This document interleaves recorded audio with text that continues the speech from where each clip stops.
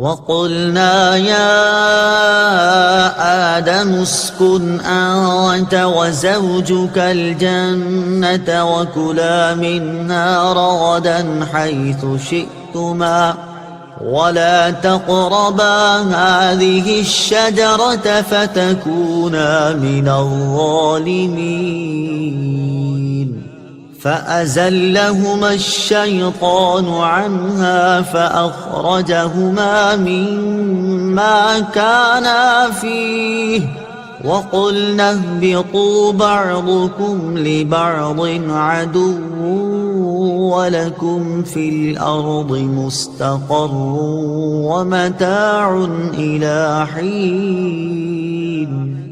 ترجمہ: اور ہم نے فرمایا اے آدم، تم اور تمہاری بیوی جنت میں رہو اور بغیر روک ٹوک کے جہاں تمہارا جی چاہے کھاؤ، البتہ اس درخت کے قریب نہ جانا ورنہ حد سے بڑھنے والوں میں شامل ہو جاؤ گے۔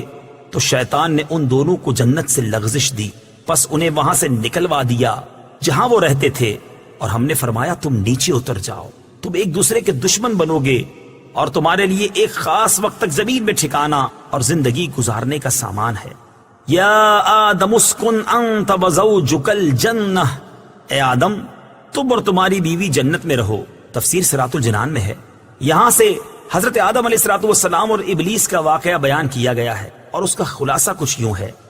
حضرت آدم علیہ السلام اور ابلیس کے واقعے کا خلاصہ: حضرت آدم علیہ السلام کو سجدہ نہ کرنے کی وجہ سے شیطان مردود ہوا تھا، لہٰذا وہ حضرت آدم علیہ السلام کو نقصان پہنچانے کی طاق میں رہا۔ اللہ تعالیٰ نے حضرت آدم علیہ السلام اور حضرت حوا رضی اللہ تعالی عنہا سے فرمایا کہ جنت میں رہو اور جہاں دل کرے بے روک ٹوک کھاؤ، البتہ اس درخت کے قریب نہ جانا۔ شیطان نے انہیں وسوسہ ڈالا اور کہنے لگا کہ تمہیں تمہارے رب عز و جل نے اس درخت سے اس لیے بنا فرمایا ہے کہ کہیں تم فرشتے نہ بن جاؤ یا تم ہمیشہ زندہ رہنے والے نہ بن جاؤ۔ اور اس کے ساتھ شیطان نے قسم کھا کر کہا کہ میں تم دونوں کا خیر خواہ ہوں۔ اس پر انہیں خیال ہوا کہ اللہ پاک کی جھوٹی قسم کون کھا سکتا ہے۔ اس خیال سے حضرت حوا رضی اللہ تعالی عنہا نے اس میں سے کچھ کھایا، پھر حضرت آدم علیہ السلام کو دیا تو انہوں نے بھی کھا لیا، اور یہ خیال کیا کہ اللہ تعالیٰ کی ممانعت تحریمی نہ تھی بلکہ تنزیہی تھی، یعنی حرام قرار دینے کے لیے نہ تھی بلکہ ایک ناپسندیدگی کا اظہار تھا۔ یہاں حضرت آدم علیہ السلام سے اجتہاد میں خطا ہوئی، اور خطائے اجتہادی گناہ نہیں ہوتی، چنانچہ شیطان کے دھوکے کی وجہ سے انہوں نے اس ممنوعہ درخت کا پھل کھا لیا، اور پھل کھاتے ہی ان کے پردے کے مقام بے پردہ ہو گئے، اور وہ اسے چھپانے کے لیے ان پر پتے ڈالنے لگے۔ اس وقت اللہ تعالیٰ نے فرمایا کہ کیا میں نے تمہیں اس درخت سے منع نہیں کیا تھا، اور میں نے تم سے یہ نہ فرمایا تھا کہ شیطان تمہارا کھلا دشمن ہے؟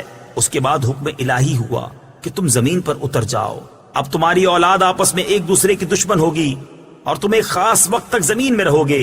زمین پر تشریف آوری کے بعد حضرت آدم علیہ السلام ایک عرصے تک اپنی لغزش کی معافی مانگتے رہے، حتیٰ کہ آپ علیہ السلام کو اللہ تعالیٰ کی طرف سے چند کلمات سکھائے گئے۔ پھر جب آپ علیہ السلام نے ان کلمات کے ساتھ توبہ و معافی کی درخواست کی تو وہ قبول ہوئی۔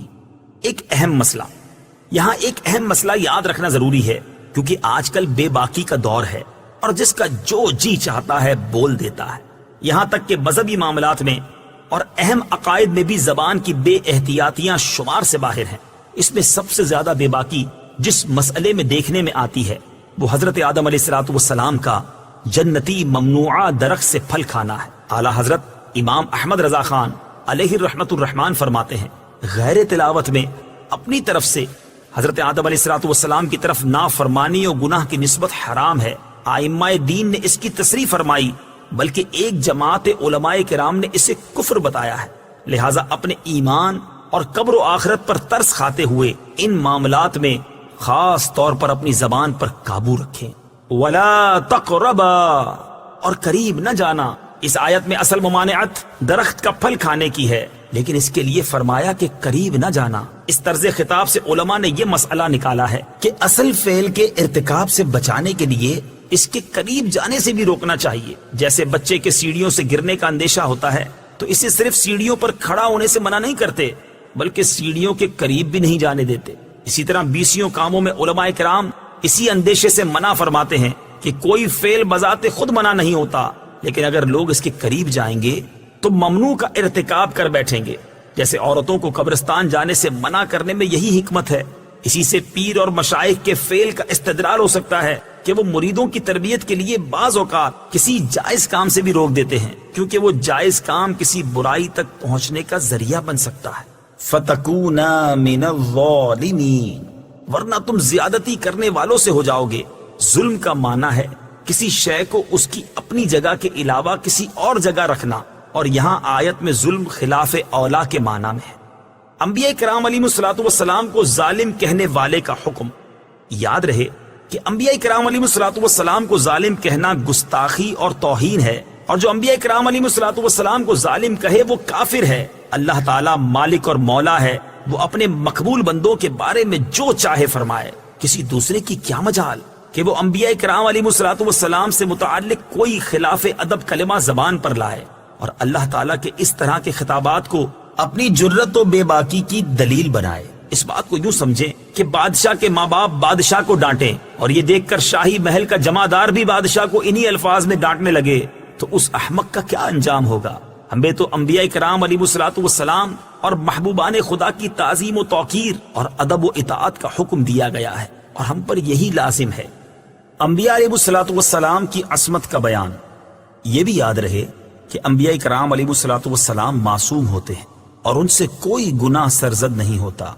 ان کے معصوم ہونے پر 20 دلائل ہیں. یہاں پر صرف 3 دلائل پیش کرتا. نمبر 1، انبیاء کرام علیہ الصلوۃ والسلام اللہ تعالیٰ کے چنے ہوئے اور مخلص بندے ہیں، جیسا کہ اللہ تعالیٰ نے حضرت ابراہیم، حضرت اسحاق اور حضرت یعقوب علیہ الصلوۃ والسلام کے بارے میں واضح طور پر ارشاد فرمایا. إِنَّا أَخْلَصْنَاهُمْ بِخَالِصَةٍ ذِكْرَ الدَّارِ. ترجمہ، بے شک ہم نے انہیں ایک کھری بات سے چن لیا، وہ اس آخرت کے گھر کی یاد ہے. اور حضرت یوسف علیہ السلام کے بارے میں ارشاد فرمایا، إِنَّهُ مِنْ عِبَادِنَا الْمُخْلَصِينَ. ترجمہ، بے شک وہ ہمارے چنے ہوئے بندوں میں سے ہے، اور جو اللہ تعالیٰ کے مخلص بندے ہیں شیطان انہیں گمراہ نہیں کر سکتا، جیسا کہ اس کا یہ اعتراف خود قرآن مجید میں موجود ہے. قال فبعزتك لأغوينهم أجمعين إلا عبادك منهم المخلصين. ترجمہ، اس نے کہا تیری عزت کی قسم ضرور میں ان سب کو گمراہ کر دوں گا مگر جو ان میں تیرے چنے ہوئے بندے ہیں. اس سے معلوم ہوا کہ انبیاء کرام علیہ الصلوۃ والسلام پر شیطان کا داؤ نہیں چلتا کہ وہ ان سے گناہ یا کفر کرا دے. نمبر 2، گناہ کرنے والا مذمت کیے جانے کے لائق ہے، جبکہ انبیاء کرام علیہ الصلوۃ والسلام کے بارے میں اللہ تعالیٰ نے مطلقاً ارشاد فرما دیا کہ وَإِنَّهُمْ عِندَنَا لَمِنَ الْمُصْطَفَيْنَ الْأَخْيَارِ. ترجمہ، اور بے شک وہ ہمارے نزدیک بہترین چنے ہوئے بندوں میں سے ہیں. نمبر 3، انبیاء کرام علیہ الصلوۃ والسلام فرشتوں سے افضل ہیں، اور جب فرشتوں سے گناہ صادر نہیں ہوتا تو ضروری ہے کہ انبیاء کرام علیہ الصلوۃ والسلام سے بھی گناہ صادر نہ ہو، کیونکہ اگر انبیاء کرام علیہ الصلوۃ والسلام سے بھی گناہ صادر ہوں تو وہ فرشتوں سے افضل نہیں رہیں گے.